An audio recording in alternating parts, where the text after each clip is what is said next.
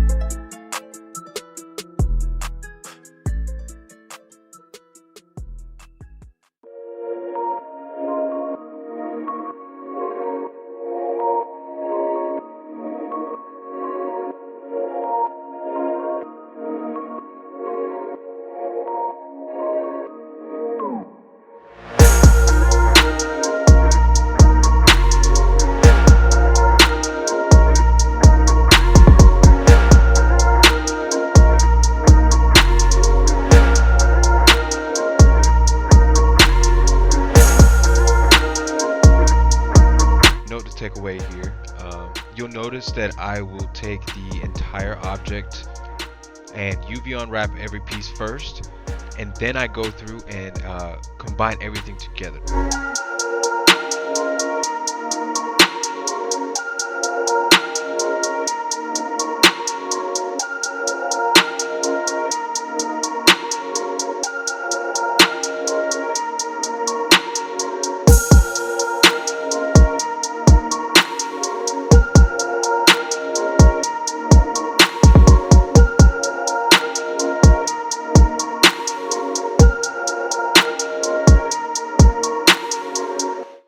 Real quick, one thing I wanted to kind of show you, as you can see, the silhouette of the actual handle here might look like it's jagged a little bit, but it is going to be looked at from a farther distance, so you won't be able to notice it as much.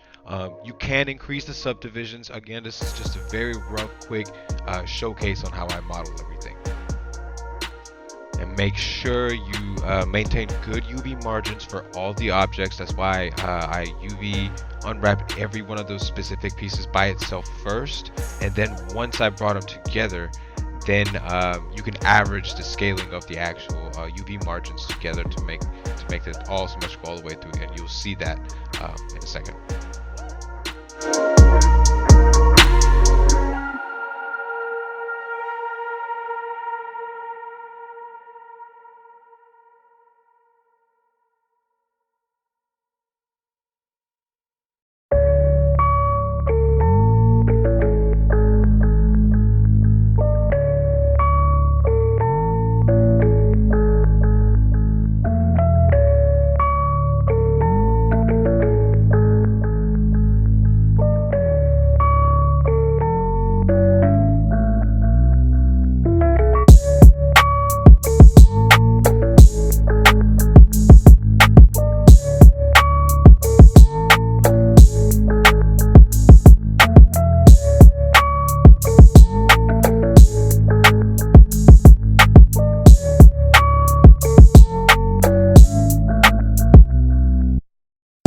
As you've seen right here, there was a little bit of a mistake in my UV seams that I had done. That's why it's always a good idea to kind of go in and apply this checker texture to your model just to see how the UVs are coming out. If you need to make any adjustments, it'd be a good time to do it right there.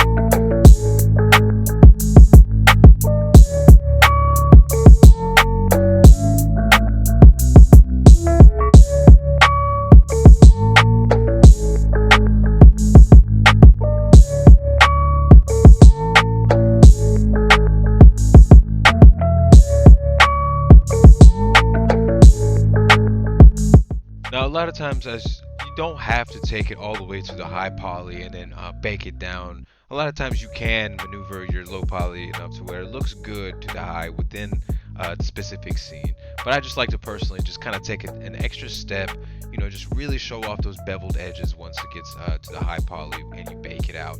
And you'll notice that make sure you try to maintain that good topology throughout the entire process. Even if you're not going to be using the high poly, just remember that you are going to be using the normals from it.